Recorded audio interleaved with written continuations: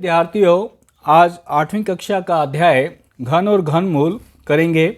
7.1 7.1 करने से पहले इसका हम बेसिक समझ लेते हैं। घन और घनमूल बहुत ही इम्पोर्टेंट एक्सरसाइज है प्यारे बच्चों। सभी बच्चे इधर ध्यान देंगे। घन और घनमूल, जिसको क्यूब एंड क्यूब रूट भी कहते हैं, क्यूब रूट। इससे पहले हमने वर्ग और वर्गमूल पढ़ा था, जिसके अंदर वर्ग जो है हमारा, जिसके अंदर लंबाई और चौड़ाई होती है, और लंबाई और चौड़ाई को जब हम गुणा करते हैं, क्योंकि इसमें लंबाई और चौड़ाई समान होती है, तो x गुणा x, तो ये जो है आपका वर्ग हो जाता है। मगर घन के अंदर ये घनाभ से बना है, जिसमें आपकी लंबाई भी होगी, चौड़ाई भी होगी प्यारे बच्चों, और ऊंचाई भी होगी। ठीक है, तो ये तीन चीज़ें हैं, जब तीनों चीज़ें जब गुणा होंगी तो घन बनेगा। इसका अर्थ ये है कि तीन अंकों के जो समूह हैं, जैसा कि हम 1 गुणा 1 गुणा 1, तो इसको हम लिखते हैं 1 का घन, तो ये बराबर होता है 1 के। ठीक है, और इसी प्रकार 2 गुणा 2 गुणा 2, तो ये आपका हो गया 2 का घन बराबर में 8। ठीक है, इसी प्रकार हम करते जाएंगे। 3 गुणा 3 गुणा में 3 बराबर में आपका 3 का घन। 3 को 3 बार गुणा करेंगे, 3 3 9, 9 3 27। इस प्रकार आपको 10 तक आना चाहिए सभी बच्चों को।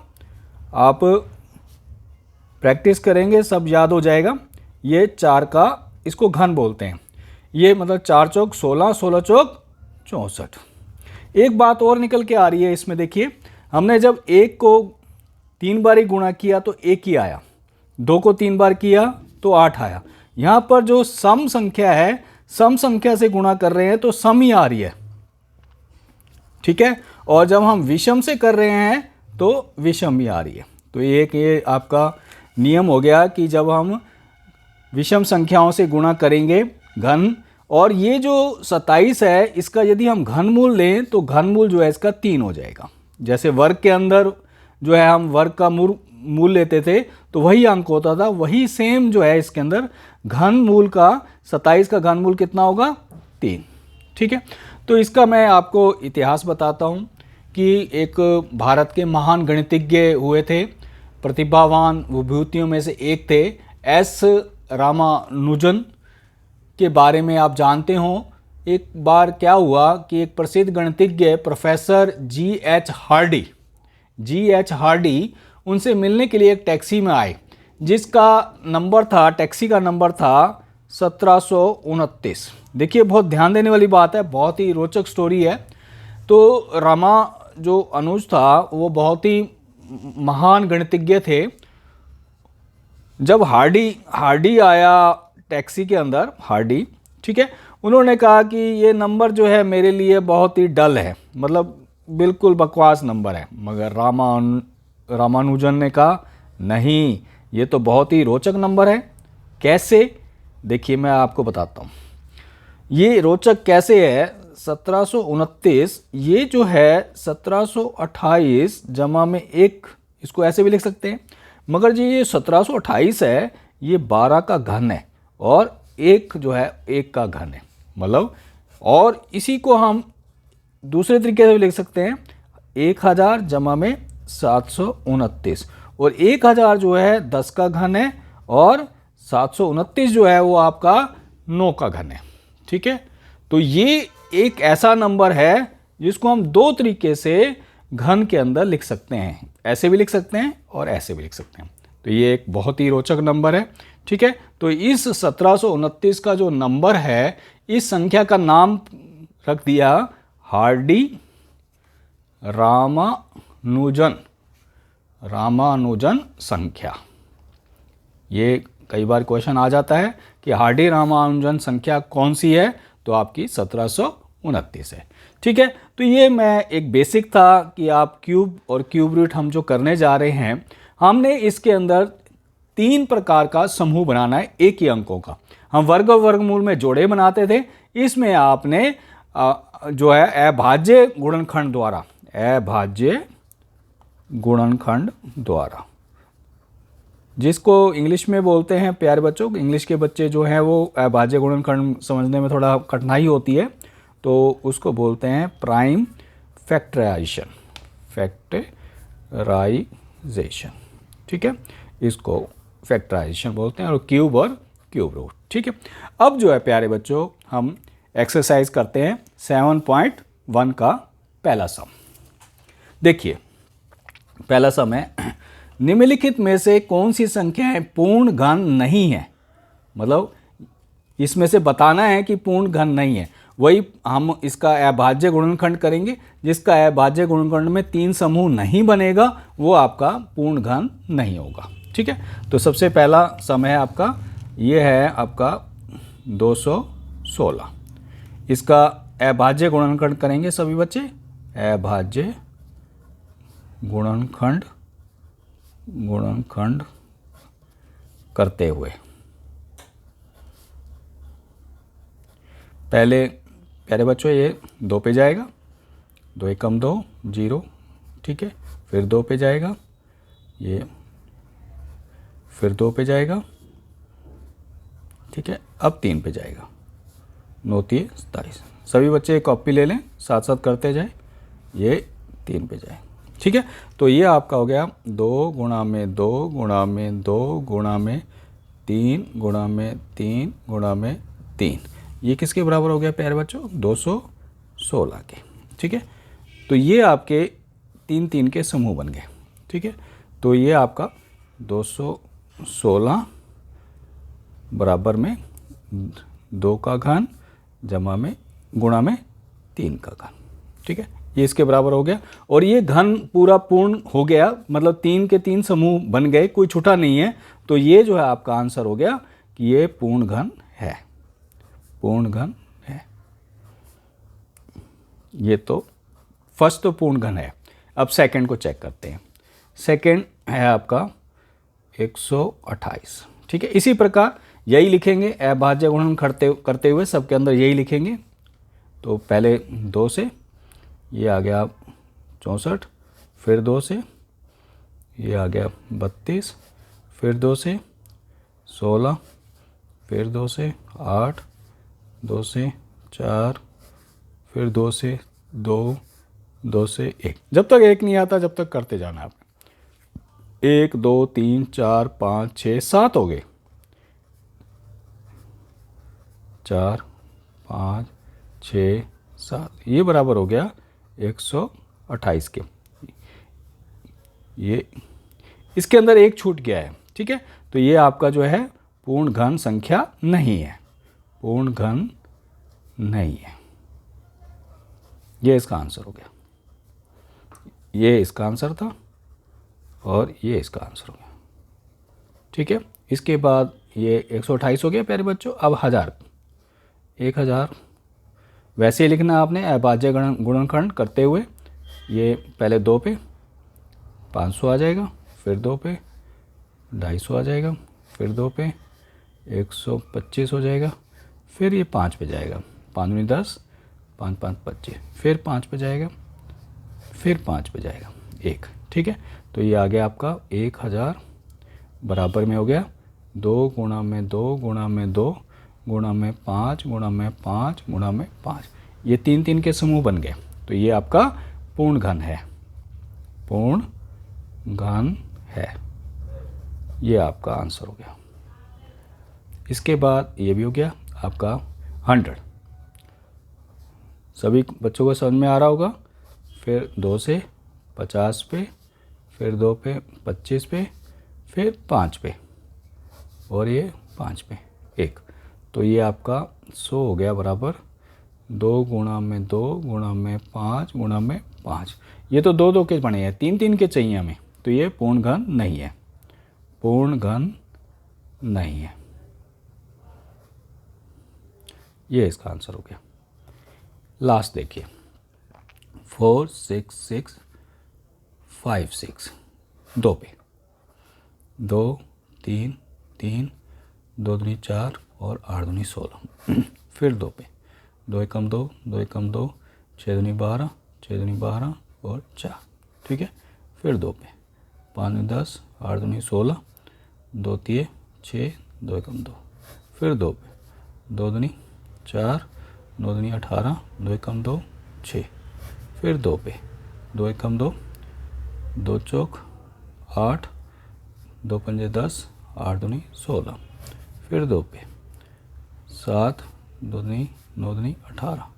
ठीक है, ये आपका 9 पे जाएगा। अब 9, 9 टे 72, 9 एकम 9, फिर 9 पे 9, फिर 9 पे 1। ठीक है, ये आपका आ गया 46,656 बराबर हो गया 1 2 3 4 5 6, ये 6 2 बार। ठीक है, और 9 3 बार। ठीक है, ये 3 का समूह बन गया, ये 3 का समूह बन गया, ये 3 का समूह बन गया। तो ये पूर्ण घन संख्या है, पूर्ण घन संख्या है। तो ये लास्ट में निष्कर्ष क्या निकला कि हमारे पास जो है आपके सेकंड एक जो पूर्ण घन संख्या नहीं है, ठीक है, और आपकी फोर्थ ये पूर्ण घन संख्या नहीं है। ये आंसर हो गया फाइनली। ये था प्यारे बच्चों आपका 7.1 का पहला सम। बहुत ही इम्पॉर्टेंट सम था और इजी है, इसको सभी बच्चे कॉपी में करेंगे। ठीक है, अब जो है आपका सेकंड सम देखिए प्यारे बच्चों। वह सबसे छोटी संख्या ज्ञात कीजिए जिसमें निम्नलिखित संख्याओं को गुणा करने पर पूर्ण घन प्राप्त हो जाए। मतलब ये पूर्ण घन संख्या नहीं है।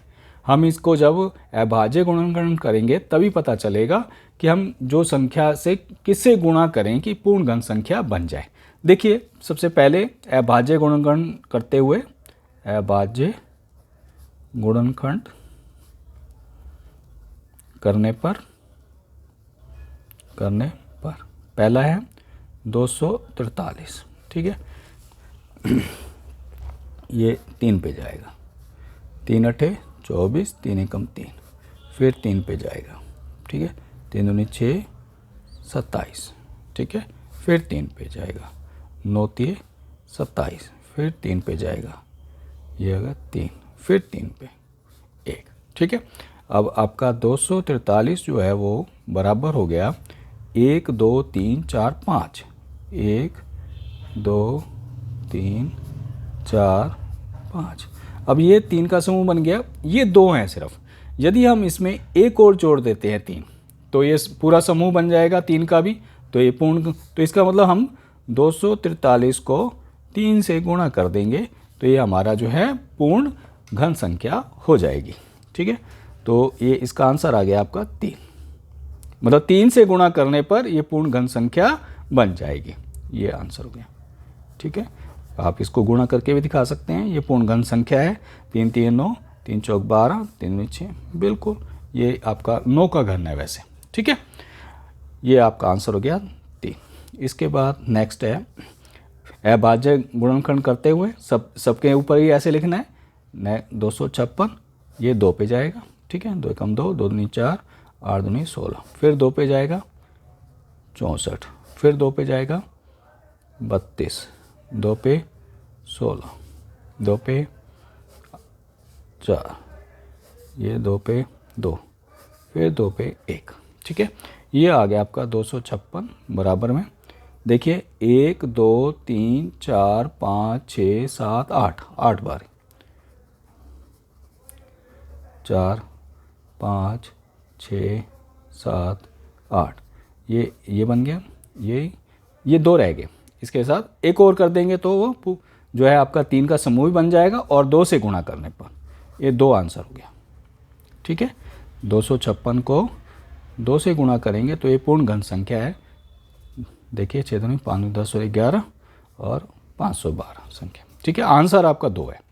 ये आपका दूसरा हो गया। अब तीसरा, वही अभाज्य गुणनखंड करते हुए 72 का 2 पे 2 3 6। ठीक है, और 6 दूनी 12, 2 पे 18, 2 पे 9, 3 पे 3, 3 पे 1। ठीक है, तो ये 72 बराबर हो गया 2 गुणा में 2 गुणा में 2 गुणा में 3 गुणा में 3, ठीक है। ये 3 का समूह बन गया, ये 2 1 रह गया, तो यहाँ पे 3 आना आएगा, तो 3 से गुणा कर देते हैं, तो ये आपका पूर्ण घन संख्या हो जाएगी 72, ठीक है। अब नेक्स्ट 675, ये 5 पे जाएगा। देखिए जिसका इकाई का अंक 5 होता है तो वो 5 पे जाएगा, ये 5 पे, 5 5 5 3 15 5 5 25, फिर 5 पे, 5 10 5 10 57 35, अब 3 पे, 9 3 27, फिर 3 पे 3, फिर 3 पे 1, ठीक है। तो ये आ गया 675 बराबर में हो गया 5 2 बार है, 5 2 बार है, और 3 जो है वो आपका 3 बार है। ये तो 3 का समूह है बिल्कुल, ये नहीं है, इसमें 1 की कमी है, तो 5 से गुणा करेंगे, तो 675 को 5 से गुणा करेंगे तो ये आपका पूर्ण घन संख्या हो जाएगी, तो 5 जो है वो आंसर हो गया, ठीक है। लास्ट है आपका 100, 100 को 2 से 50, फिर 2 से 25, फिर 5 से 5 5 25, फिर 5 से 1, ठीक है। तो आपका ये 100 हो गया बराबर आपका 2 गुणा में 2, 5 गुणा में 5। इसमें ध्यान दीजिए आप, देखिए इसमें 2 की कमी है और इसमें फिर 5 की कमी है, ठीक है। इसमें 3 का समूह बनाने के लिए 2 चाहिए, इसमें 5 का समूह बनाने के लिए 5 चाहिए, तो मतलब 2 गुणा में 5, तो 10 चाहिए हमें टोटल, तो 10 आंसर हो गया। 100 को 10 से गुणा करेंगे तो 1000 आ जाएगा, और 1000 का जो घनमूल होता है वो 10 होता है, ठीक है। तो जिसका घनमूल निकल आएगा पूर्ण, तो वो संख्या जो होगी वो क्या होगी, पूर्ण घन संख्या होगी, ठीक है। तो ये इसका आंसर आ गया 10। प्यारे बच्चों, ये था आपका दूसरा सम, ठीक है। सभी बच्चों को समझ में आया होगा, सभी बच्चे जो है कॉपी में करेंगे। अब तीसरा सम देखिए, वह सबसे छोटी संख्या ज्ञात कीजिए जिसमें निम्नलिखित संख्याओं को भाग देने पर, उसमें गुणा था, इसमें भाग है सिर्फ, ठीक है। वैसे ही आपने करना है, इसके अभाज्य गुणनखंड करने हैं। पहला अभाज्य गुणनखंड करते हुए, ठीक है, सबसे पहले 81 का 3 पे जाएगा, ठीक है, तो ये आ जाएगा 27, फिर 3 पे जाएगा 9, फिर 3 पे जाएगा 3, फिर 3 पे 1, ठीक है।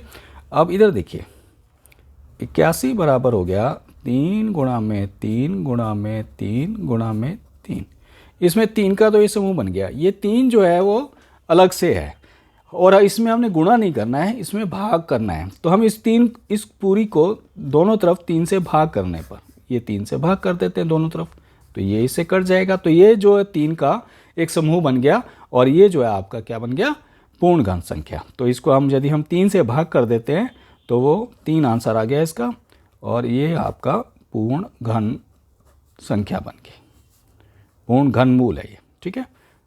3 तो पूर्ण घनमूल है, और 3 से भाग करेंगे तो वो पूर्ण संख्या हो जाएगी, पूर्ण घनमूल, ठीक है, पूर्ण घन।